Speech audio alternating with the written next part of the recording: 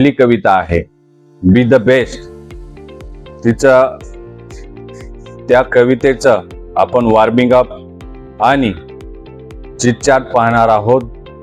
तर व्हिडिओला सुरुवात करण्याच्या अगोदर माझी सर्वांना विनंती आहे की जर आपण माझ्या चॅनलवरती जर नवीन असाल तर कृपया माझ्या चॅनलला लाईक करा, शेअर करा आणि सबस्क्राईब करा आणि बेल आयकॉन प्रेस करायला अजिबात विसरू नका, कारण नवीन येणाऱ्या व्हिडिओची जी नोटिफिकेशन आहे ती सर्वप्रथम तुम्हाला प्राप्त होईल. चला तर मग आजच्या व्हिडिओला सुरुवात करूया. Be the best. Be the best ही जी कविता आहे दॅट मीन्स सर्वोत्तम बना, सर्वोत्तम तयार व्हा अशा अर्थाची ही कविता आहे. आय हॅव बुक, माझ्याकडे पुस्तक आहे. विद्यार्थ्यांनी पुस्तकामध्ये लक्ष असू द्या. बघा पेज नंबर 2 वरती वॉर्मिंग अप आणि चिटचॅट आहे, तो आपल्याला सोडवायचा आहे आजच्या व्हिडिओमध्ये.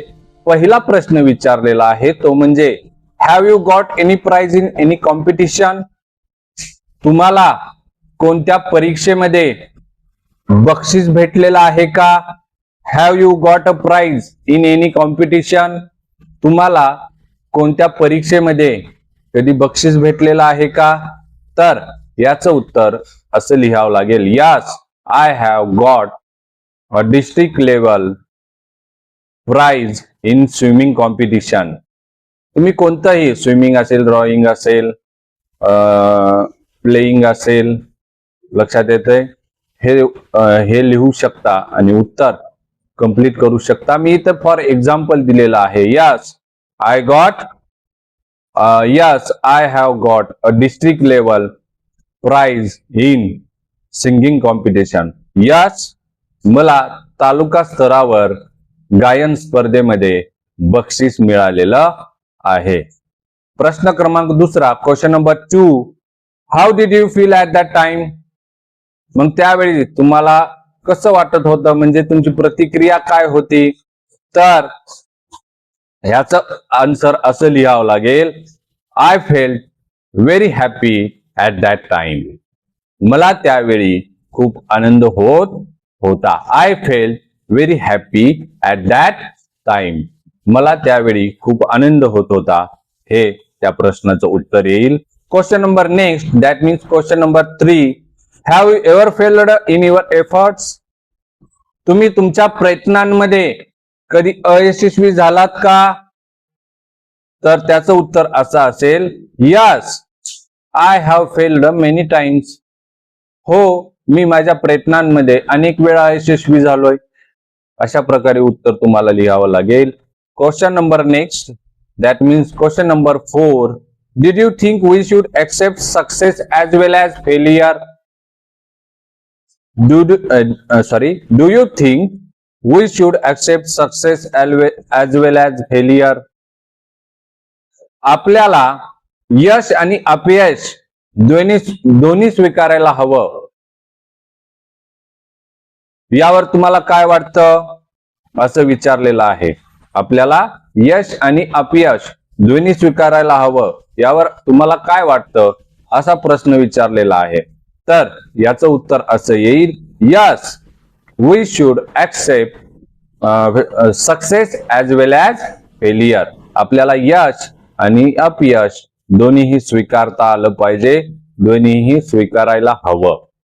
आणि लास्ट क्वेश्चन आहे तो म्हणजे what will be your reaction if you are not selected in a team. तुमची संघामध्ये निवड झाली नाही त्यावर तुमची काय प्रतिक्रिया होती? एखाद्या शाळेचा वगैरे संघ असेल, क्रिकेटचा, कबड्डीचा, त्याच्यामध्ये तुमची निवड नाही झाली, तर त्यावेळेस तुमची प्रतिक्रिया कशी होती? त्यावेळेस तुम्हाला कसं वाटत होतं हे इथं विचारण्यात आलेलं आहे. तर त्याचं उत्तर असं असेल, तर आता निवड नाही झाली म्हटल्यानंतर दुःख तर होणारच आहे, निराश तर होणारच आहे, नॅचरल आहे, नैसर्गिक आहे. लक्षात येत आहे? मग उत्तर अशा प्रकारे लिहावं लागेल, yes I will hurt first. मला पहिल्यांदा दुःख झालं, but will not lose my hope, पण मी माझी आशा गमावली नाही. So we should try again and again. आपल्याला परत परत काय करावं लागेल, प्रयत्न करावा लागेल. लक्षात येत आहे? हो, मी याचं उत्तर मी परत एकदा रिपीट करतोय. हो, पहिल्यांदा मी दुःखी होतो, परंतु मी माझी आशा सोडली नाही. तर आपल्याला काय करावं लागेल, पुन्हा पुन्हा प्रयत्न करावा लागेल. अशा प्रकारे वॉर्मिंग अप आपण या ठिकाणी पूर्ण केलेला आहे. क्वेश्चन नंबर 1A दिलेला आहे. Read aloud the following set of words. खाली दिलेले शब्दांची जी साखळी आहे, संच आहे, त्याचं वाचन करा म्हटलंय. वाचन करायला सांगितलंय, त्याच्यामध्ये काय अवघड नाही. विद्यार्थी स्वतःहून वाचन करू शकतील. बी प्रश्न महत्वाचा आहे. Rearrange each of the above set for words according to increasing order of their size or growth. लक्षात येतंय? तर खाली दिलेले जे शब्दसंच आहेत त्याची जी मांडणी आहे ती अकॉर्डिंग असेंडिंग ऑर्डर प्रमाणे करायचे. म्हणजे लहानाकडून मोठ्याकडे. आपण गणितामध्ये जसं असेंडिंग चढता क्रम, उतरता क्रम, डिसेंडिंग ऑर्डर करतो तशा प्रकारे इथे मांडणी करायची आहे. आकाराने लहान असलेला अगोदर घ्यायचा, मग त्यापेक्षा मोठा, मग त्यापेक्षा मोठा आणि शेवटी सर्वात मोठ्या. अशा प्रकारची मांडणी या ठिकाणी तुम्हाला करायला सांगितलेली आहे. पहिला एक्झाम्पल आहे ते म्हणजे रिव्हर, स्ट्रीम, सी आणि ओसेन. आता सर्वात लहान कोणता आहे, तर स्ट्रीम आहे. त्याच्याहून मोठा रिव्हर आहे, त्याच्याहून मोठा सी आहे आणि त्याच्याहून मोठा ओसेन आहे. प्रवाह, नदी, समुद्र आणि महासागर. अशा प्रकारे तुमची असेंडिंग ऑर्डर, इन्क्रीजिंग ऑर्डर तयार होईल. प्रश्न दुसरा आहे हिल, स्टोन, माउंटेन, रॉक. आता याचा असेंडिंग ऑर्डर तयार करायचं आहे.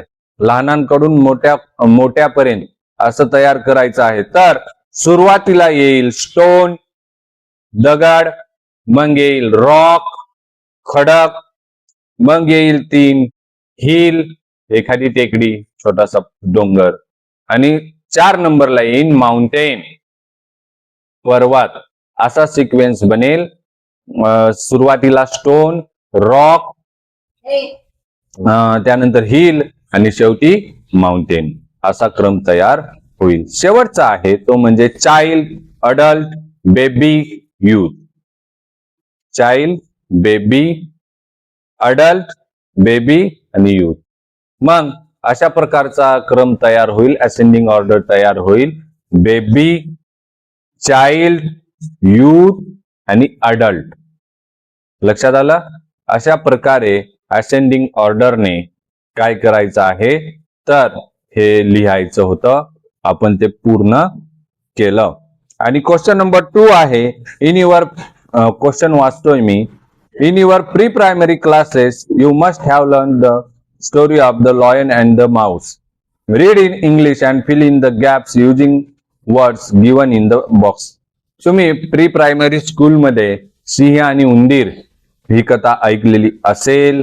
खाली तीच कथा इंग्रजी भाषेतून दिलेली आहेत आणि मध्ये रिकाम्या जागा सोडलेल्या आहेत, त्या आपल्याला भरायला सांगितलेला आहे. आणि शेवटी मोरल ऑफ द स्टोरी, या कथेमधून कोणता बोध घ्यायचा आहे, काय शिकायचं आहे, ते पण या ठिकाणी विचारलेलं आहे. ते पण आपल्याला इथं गॅप कव्हर करायचा आहे. A lion was sleeping in a dash dash. A lion was sleeping in a dash dash. A lion was a sleeping in a forest. सिंह जंगलामध्ये झोपलेला होता. A mouse started playing on him. उंदीर त्याच्यासोबत खेळू लागला. The lion got up dash dash. सिंह रागाने उठला. अँग्रीली. इथं रिकामी जागा कोणती येईल, फील काय करावं लागेल, अँग्रीली. सिंह रागाने उठला. ही caught the mouse and was ready to dash dash it. बघा, त्याने उंदराला पकडले आणि तो उंदराला डॅश डॅश करण्यासाठी निघाला, तयार झाला. तर तिथं किल येईल. काय येईल? किल. मारण्यासाठी निघाला. खालचा paragraph. The dash dash begged the lion to leave it.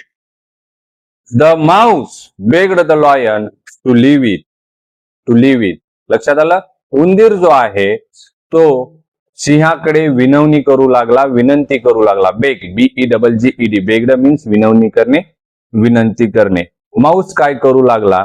तर विनंती करू लागला की मला सोडून दे. And said that some day it would dash dash the lion. Dash डॅशच्या जागी येईल सम डे. Sorry, help. काय येईल? हेल्प. तर मी कधीतरी, केव्हा तरी तुझ्या काय येईल? मदतीला येईल, असा तो उंदीर म्हणाला. The lion dash dash and let it go. बघा, तिथं जी डॅश डॅश आहे तिथं लाफ. काय येईल? लाफ. सिंह हसला आणि त्याने उंदराला सोडून दिले. One day the lion was dash dash in a net. बघा, एका दिवशी सिंह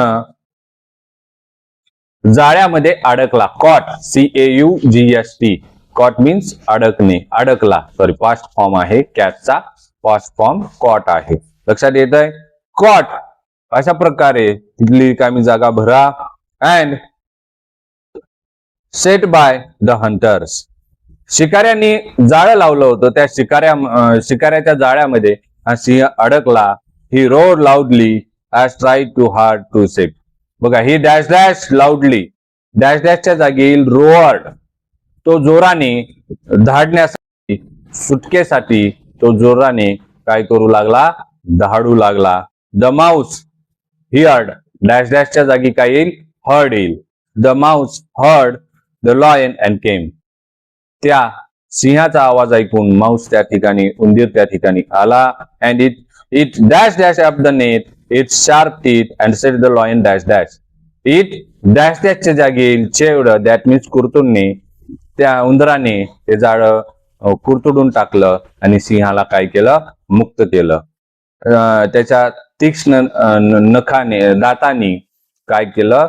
ते जाळं तोडून टाकलं आणि सेट द लॉयन फ्री. आणि सिंहाला काय केलं? मुक्त केलं. शेवटची जी रिकामी जागा आहे तिथे free. What is the moral of the story? या कथेतून काय शिकायचंय? तर the moral of the story is never under estimate anyone. काय शिकायचे आहे ह्या कथेमधून? तर नेव्हर अंडर एस्टिमेट एनीवन. कोणालाही कमी समजू नये. This is the moral of the story. ह्या कथेचा काय आहे? बोध आहे. आणि या ठिकाणी आपला इयत्ता 8वीचा वॉर्मिंग अप आणि चिट चॅट या ठिकाणी आपल्या संपलेला आहे. आशा आहे की या व्हिडिओ मधून विद्यार्थ्यांना 8वीचा वर्कशॉप समजण्यासाठी मदत होईल. जर व्हिडिओ आवडला तर नक्कीच आपल्या चॅनलला लाईक करा, शेअर करा आणि सबस्क्राईब करा. आणि बेल आयकॉनला प्रेस करायला विसरू नका, कारण नवीन नवीन आलेल्या व्हिडिओची नोटिफिकेशन तुम्हाला मिळत जाईल. जर या व्हिडिओ संबंधित काही प्रश्न असतील, काही अडचणी असेल किंवा व्हिडिओमध्ये काही चूक असेल तर आपण मला कमेंट करून नक्कीच सांगू शकता. चला, नवीन व्हिडिओ घेऊन आपण लवकरच भेटू. तोपर्यंत जय हिंद, जय महाराष्ट्र.